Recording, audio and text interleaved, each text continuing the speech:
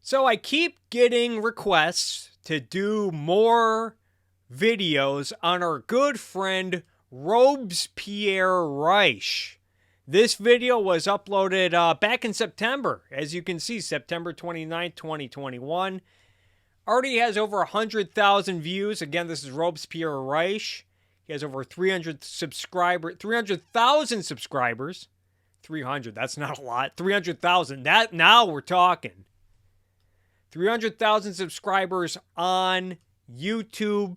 This guy is a well-respected intellectual amongst government interventionists, amongst the left. So what does Robespierre Reich have to say in this video? Skyrocketing wealth inequality isn't just wrong, it's also weakening our economy. Okay, we're 5 seconds in and we already have to stop. What did he just say? Skyrocketing wealth inequality isn't just wrong. Isn't just wrong. It's also weakening our economy. And it's weakening the economy. Now, this video that he's going to do is mostly focused on economics, but it is worthy to note. He starts out by saying that it's wrong, you guys. Wealth inequality is wrong, which goes to something that I keep stressing. It's not about economics. Now, let's talk about Robespierre Reich a little, because he says wealth inequality is wrong, you guys. Robespierre Reich, this is a piece from the American Enterprise Institute, written by Mark J. Perry. According to this, Robespierre Reich makes 36% more than the average CEO and gets $40,000 for a 1-hour talk versus average worker pay of $46,000 a year. No surprise there. According to this, I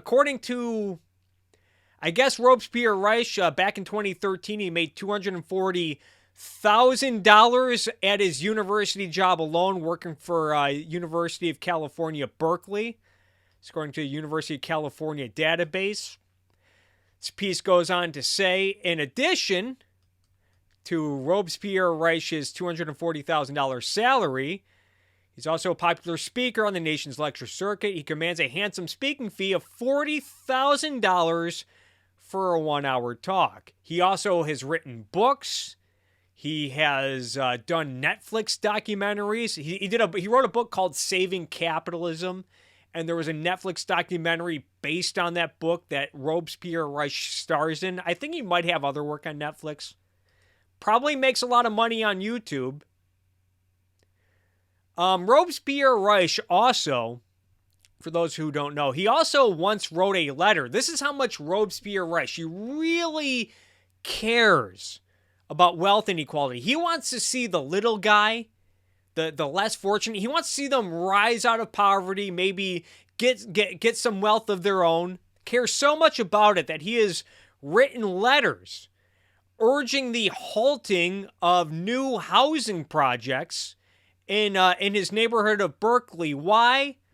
To maintain the historic charm of the Berkeley community. You absolutely suck! Because apparently threatening the charm of Berkeley, California is a much bigger moral travesty than wealth inequality. Woo!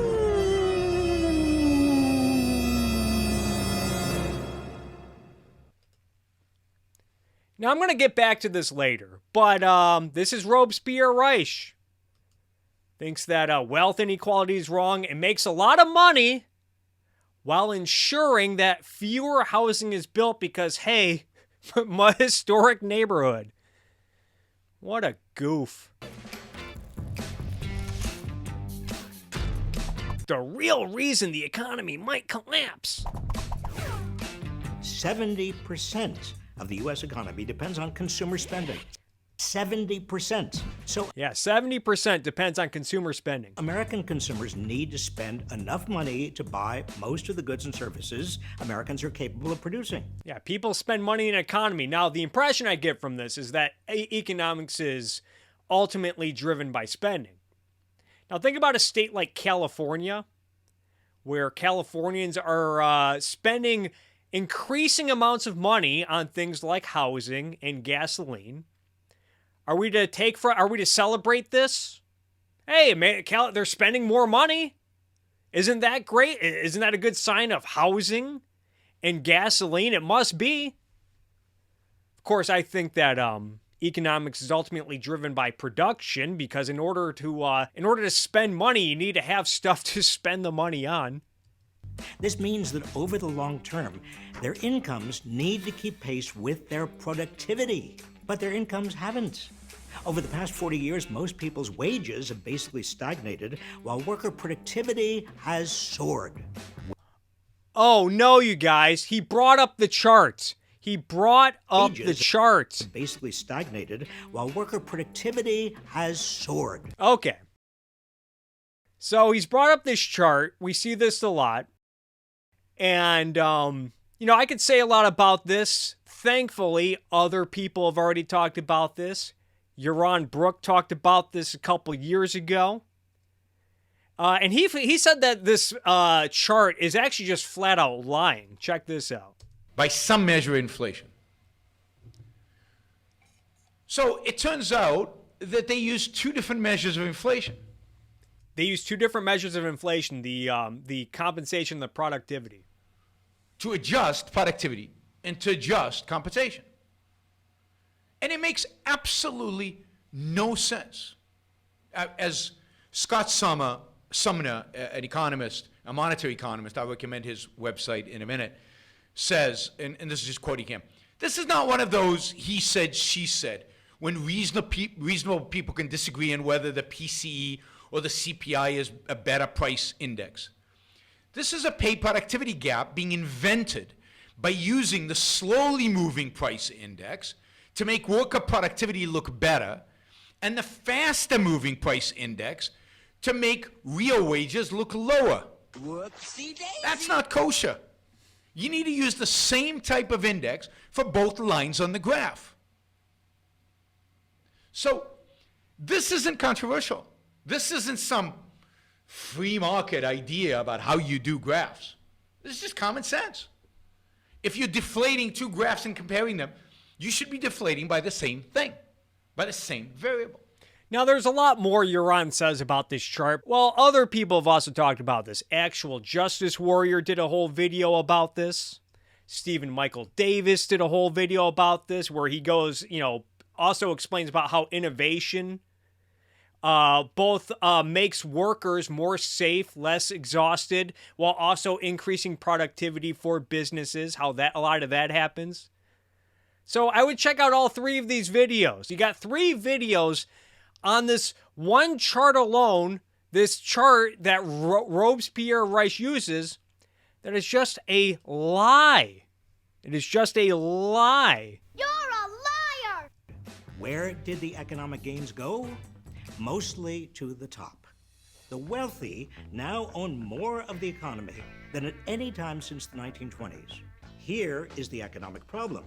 The wealthy spend only a small percentage of their income and wealth. They spend only a small percentage of their income and wealth, and we can see we have a cartoon of Elon Musk, of Mr. Musk. Their spending is not enough to fulfill the consumer demand that keeps the economy churning. We can only go out to eat so many times a year. This Nick Hanauer. If you guys don't remember, I did a video on Nick Hanauer. He did a TED Talk about how science says that human beings are naturally altruistic, which is,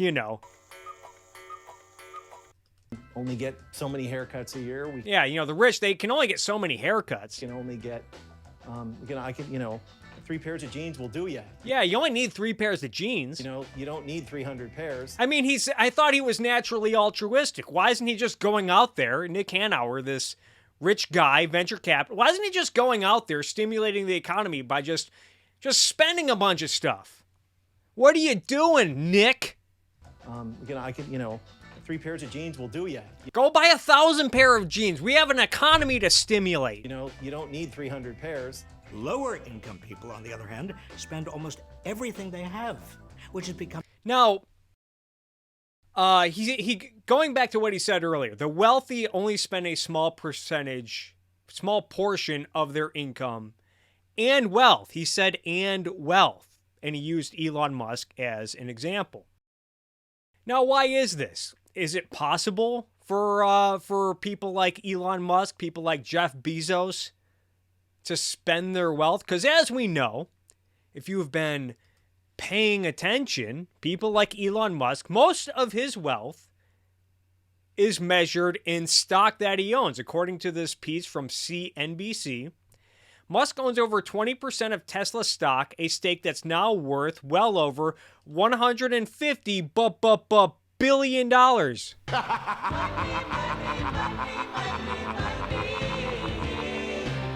Same could be said about Jeff Bezos. This is according to MarketWatch. Bezos, the world's wealthiest individual, according to Bloomberg Billionaires Index, with a net worth of $191 billion, still holds about 51.7 million shares of Amazon. And Robespierre Reich is basically saying, you know what the problem is? You know, the problem is these guys, they're not spending enough of their income and wealth. And just think this through for a second. How does Robespierre Reich expect these guys to spend their wealth? I mean, let's take Elon Musk. Is he just supposed to go to the mall, waltz on over to the mall? It's not like he can spend his wealth on stuff like super yachts and mansions, because that's going to make Robespierre Reich upset, because that's something that Robespierre Reich complains a lot about. Oh, they just spend money on super. Does anyone really need another super yacht? Blow it out your ass. So let's we want Elon Musk. We want him to waltz on over to the mall, to go on a spending spree.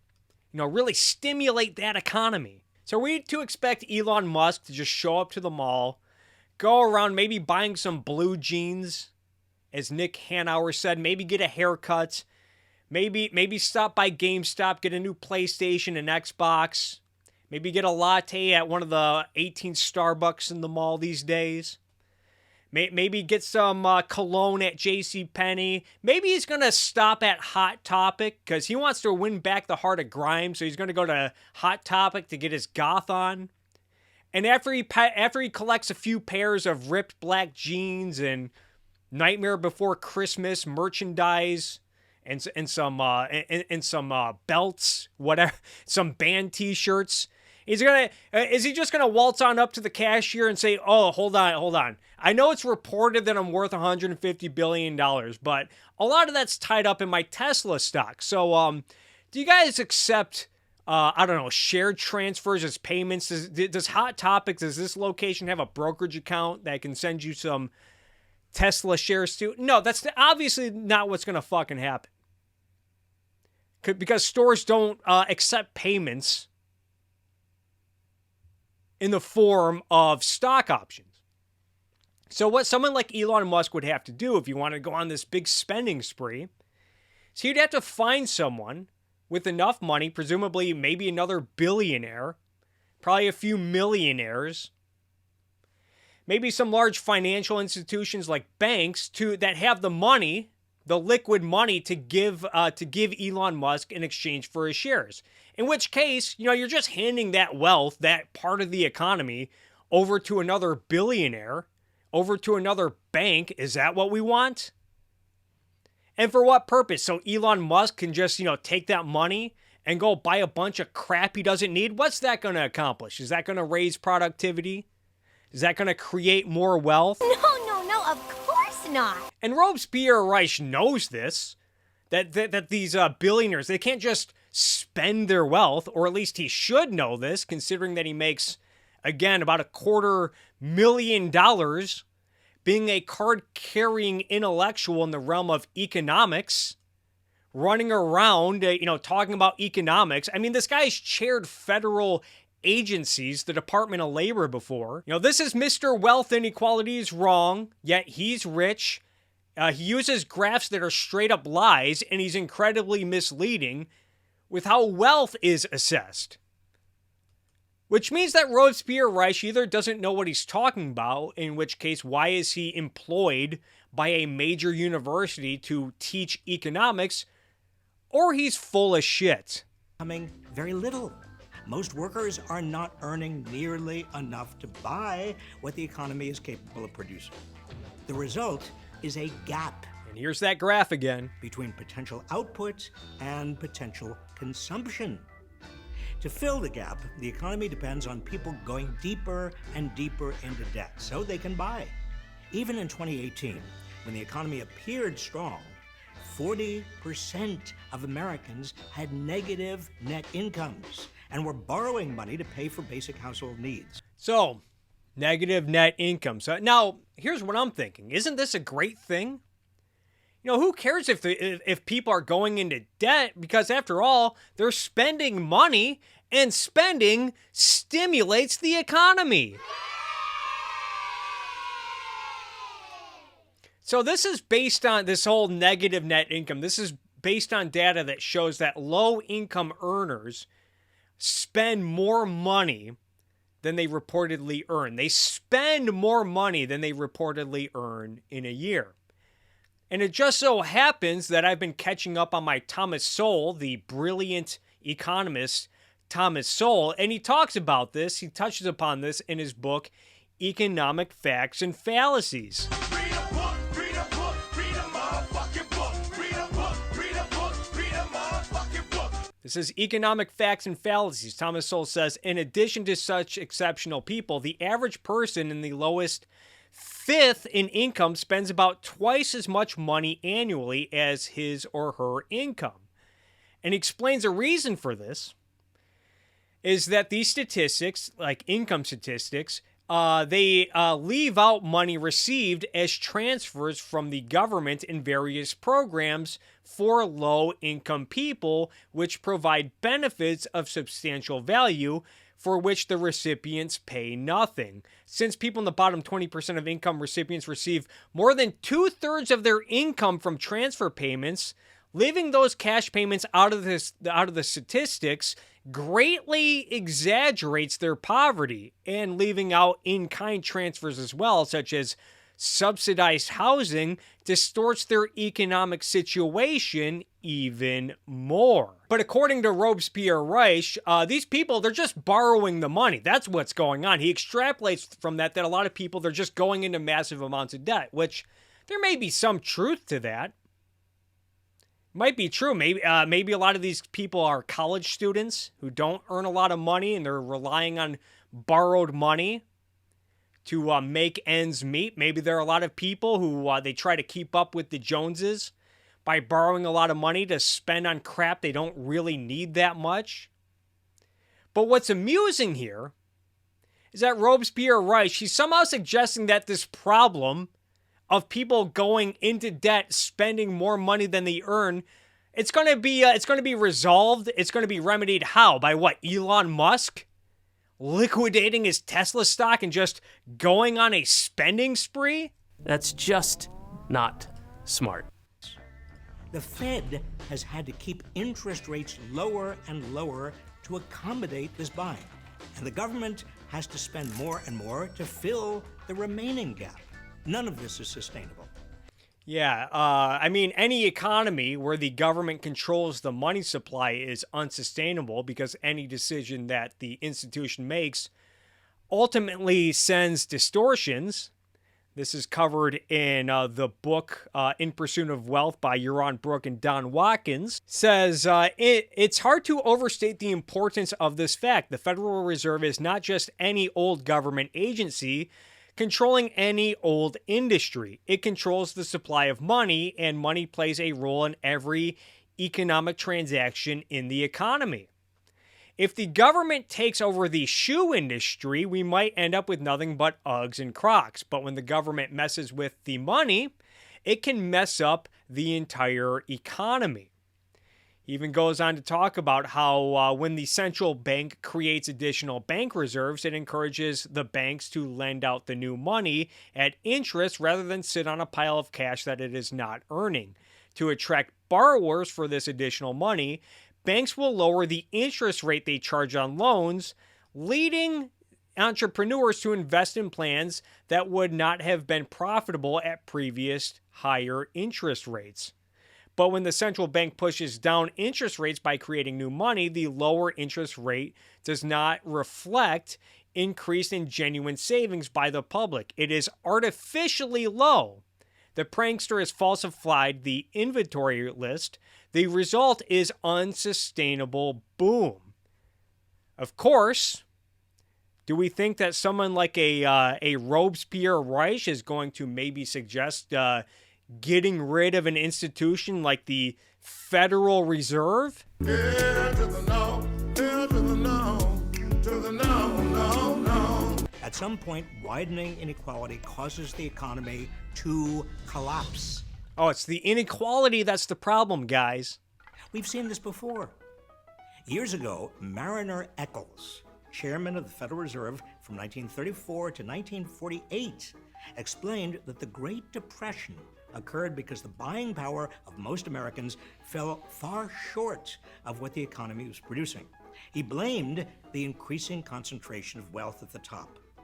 Now, that's the wrong way to think about this, but even if we're to accept that, then how come the U.S. economy did not recover during the 1930s, despite the fact that wealth inequality was shrinking, and the fact that both the Hoover and the Roosevelt administrations raised income taxes on top earners? You can check this out in Lawrence Reed's book, Great Myths of the Great Depression. Read a book, read a book, read a motherfucking book. Read a book, read a book, read a motherfucking book. Compounding the era of high tariffs, huge subsidies, and deflationary monetary policy, Congress passed and Hoover signed the Revenue Act of 1932, the largest tax increase in peacetime history. It doubled the income tax. The top bracket actually more than doubled, soaring from 24% to 63%. And then later on in the book, goes on to say that Roosevelt next signed steep income taxes increases on higher brackets and introduced a 5% withholding tax on corporate dividends. He secured another tax increase in 1934. In fact, tax hikes became the favorite policy of the Roosevelt administration for the next 10 years, culminating in a top income tax rate of 90%. And the economy never recovered despite all of these attempts to reduce wealth inequality. No surprise there. It's almost as if the health of the economy is not dependent on wealth inequality. Quote, a giant suction pump had, by 1929, 1930, drawn into a few hands an increasing portion of current produced wealth. As in a poker game, where the chips were concentrated in fewer and fewer hands, the other... Except the economy is not a game of poker where the amount of wealth is fixed. I mean, how the fuck does he say this after acknowledging that production increased dramatically? What the hell was produced then? Fellows could stay in the game only by borrowing. When their credit ran out, the game stopped. Yeah, and what triggered the massive borrowing in the 1920s? Could it have been the cheap money that was injected by the Federal Reserve that I mentioned earlier? Fuck that. Just blame the wealthy. They're the real bad guys. Unquote. While the wealthy of the 1920s didn't know what to do with all their money, But not the wealthy like Robespierre Reich. most Americans could maintain their standard of living only by going deeper and deeper into debt. When that debt bubble burst, the economy tanked. Fast forward 100 years, and we see the same pattern. While the typical American's wages have barely budged for decades. All right, more on the stagnation myth. I just made a video about this. Adjusted for inflation, most economic gains have gone to the... It's something that even Euron Brook mentioned in this video about how a lot of... I just mentioned it with Thomas Sowell about how a lot of this stuff does not include things like government transfer programs. And as Euron Brooks says here, it doesn't include benefits like stock options, health insurance, all that good stuff. That's not measured in a lot of these wage statistics. top. just as Eccles's so-called giant suction pump drew an increasing portion of the nation's wealth into a few hands before the Great Depression. The result has been an economy whose underlying structure is far more fragile than it may seem. Remember the housing and financial debt bubbles that burst in 2008? I sure do remember those. I wonder what caused it.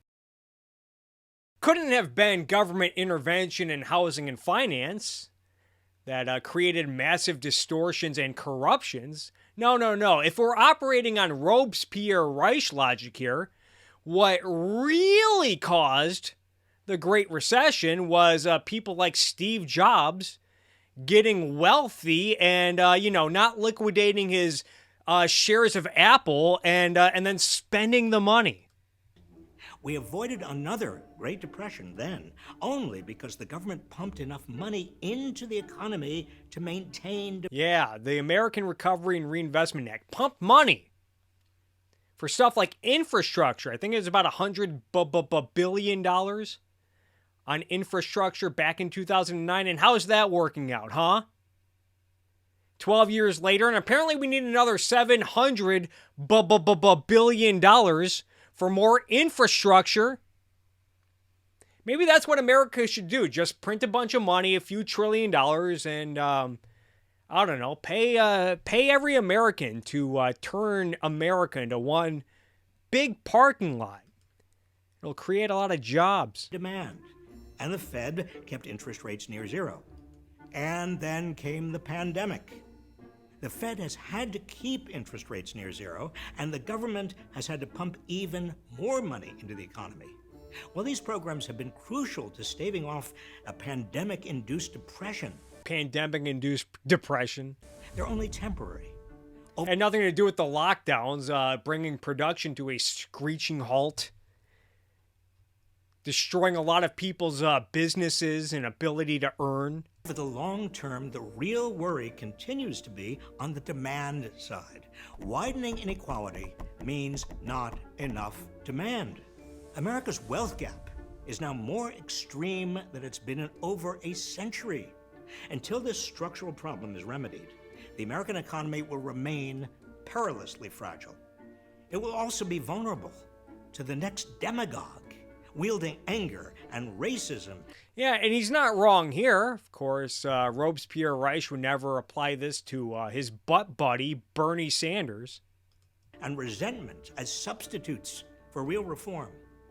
Closing our staggering wealth gap is crucial to the survival of both our economy and our democracy. So what's the right amount of wealth inequality? For someone like Robespierre Reich, I don't think it's zero because I don't think he's a Marxist.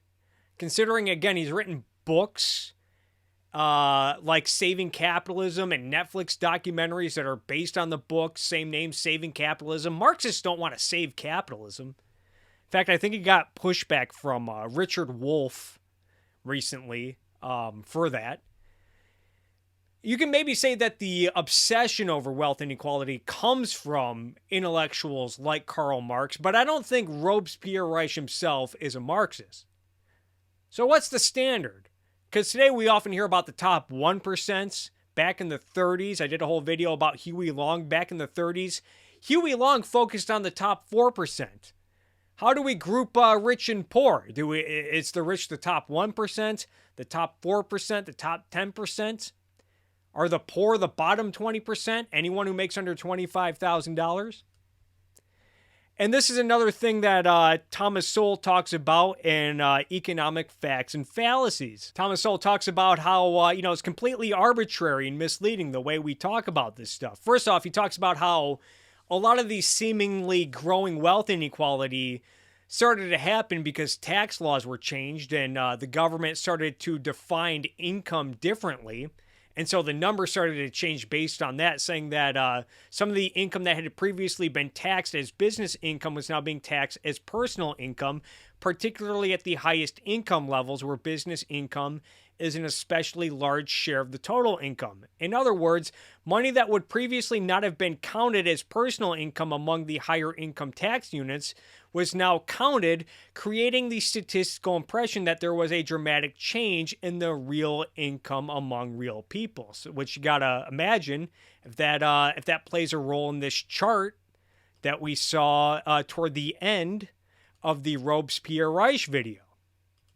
But going back to Thomas Sowell, the brilliant economist Thomas Sowell, another thing he brings up is that income and wealth are not only different in concept, they are different in terms of who has how much of each. This is another thing you see a lot from people like Robespierre, Reich, and other people on the left. They talk about income inequality and wealth inequality interchangeably when they're not the same thing. And Thomas Sowell says, among the people with low incomes who are not poor, the following: wives of affluent or rich men and husbands of affluent or rich women. Affluent or wealthy speculators, investors, and business owners whose enterprises are having an off year and who may be losing money in a given year. People who graduate in the middle of the year from high schools, colleges, postgraduate institutions, and who therefore only earn 1/2 or less of what they'll be earning the following year. Goes on to say doctors, dentists, and other independent professionals who are just beginning their careers, blah, blah, blah. Young adults still living in the homes of affluent or wealthy parents, rent-free or living elsewhere on their parents' expense while they explore their possibilities. Retirees who have no rents to pay or mortgage payments to make because they own their homes, and who have larger assets in general than younger people, even retirees' current income is low. Saying this is not what people have in mind when they speak of the poor. Thomas Sowell also talks about how, this is something I talked about in my video about how the 1970s, how they were the golden age for the American worker, how there's an obsession over groups rather than people. This is something that Sowell talks a lot about in this book, about how when you track actual people, he says, for example, 3/4 of those Americans whose incomes were in the bottom 20% in 1975 were also in the top 40% at some point during the next 16 years. Among people who were 25 years old and older who filed tax returns in 1996, who were initially in the bottom 20%, their incomes had risen by 91% by 2005. Meanwhile, people of the same description whose incomes were in the top 1% in 1996 had a drop in income of 26% by 2005. In short, the picture of the rich getting richer and the poor getting poorer that is repeated endlessly in the media and in politics is directly the opposite of what the income tax data show. But then you got to go back to Robespierre Reich, as we talked about in the beginning. This is a guy who makes a lot of money, and a guy who has made efforts to prevent stuff like new housing from getting produced that might help people in lower income brackets eventually accumulate more wealth. And I got to ask, what's Robespierre Reich? He says wealth inequality is wrong. What's he doing to reduce wealth inequality? And I know this a whole gotcha game of, oh, you say wealth inequality is bad, yet you're rich and you make a lot of money. I get that this talking point might be a little played out, especially since everyone keeps dunking on the internet's favorite communist, rich communist, Hassan Proletariat Piker, someone who YouTube decided to give a Streamy Award to after promoting a murderous ideology and saying that America deserved 9/11. Well done. But it is worth noting, worth reminding that if you suck at living up to the moral principles that you espouse, either one of two things is true. Either you suck as a person, or your moral code sucks. And it's probably both.